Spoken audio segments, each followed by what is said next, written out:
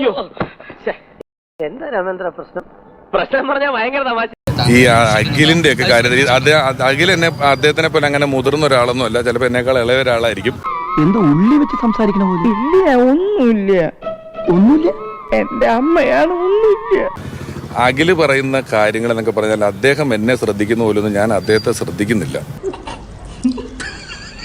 എനിക്ക് സമയമില്ല. നിങ്ങൾ പറയുമ്പോഴാണ് എന്തേലും പുള്ളി പറഞ്ഞെന്നൊക്കെ തന്നെ ഞാൻ അറിയുന്നത്. മാത്രമല്ല അതിനെന്തേലും അഭിപ്രായം പറയാനും പറ്റൂല.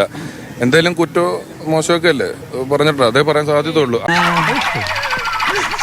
അങ്ങനെ പറഞ്ഞാലും ചിലപ്പോൾ ഒരാഴ്ച കഴിയുമ്പോൾ ഞാൻ വളരെ മഹാനാണെന്നും നല്ല മനുഷ്യനാണെന്നും പുള്ളി തന്നെ തിരുത്തി പറയും. സത്യമാണെങ്കിലും എനിക്ക് അംഗീകരിച്ചു കൊടുക്കാൻ പറ്റുമോ?